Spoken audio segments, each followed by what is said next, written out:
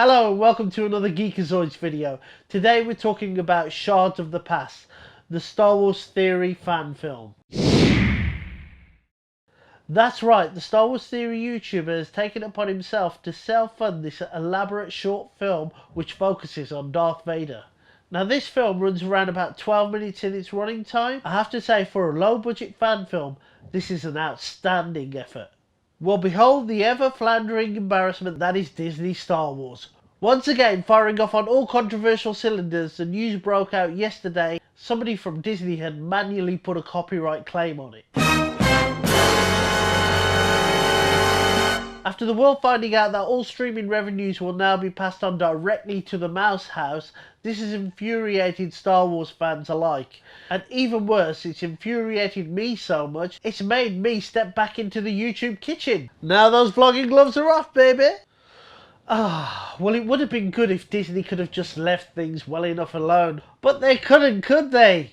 Even before starting production, Star Wars Theory had the sense to sort it out with Lucasfilm to ask them if they could crowdfund or monetize a film.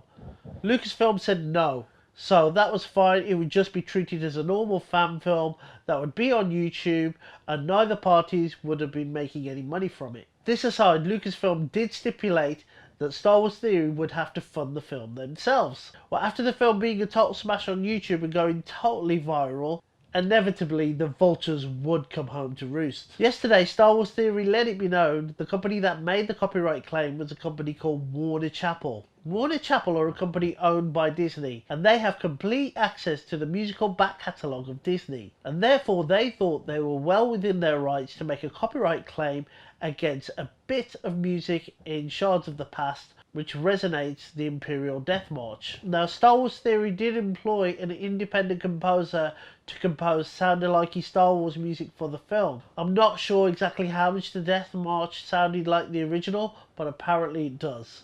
According to a new video by Star Wars Theory, Warner Chappell have issued out a threat. Basically, what Warner Chappell is saying here, if Star Wars Theory try to appeal against their decision, they will strike them down with great vengeance and furious anger.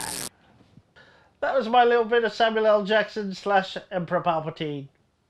Basically, this is just a big boy saying, if you don't follow suit, we gonna shut your ass down, bro. Not only does this infuriate and sicken the already fractured Star Wars fanbase, but it's also having an adverse effect on bringing divisive fans together regarding The Last Jedi. Now, this doesn't mean we're going to start liking The Last Jedi. Oh no!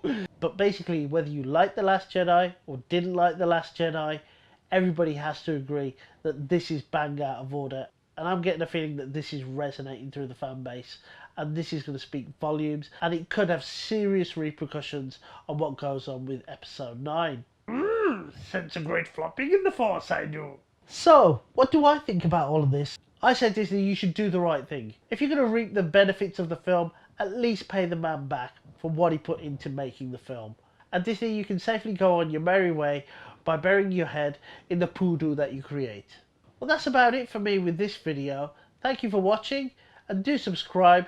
Leave your comments below. I'd love to hear from you, and share this video.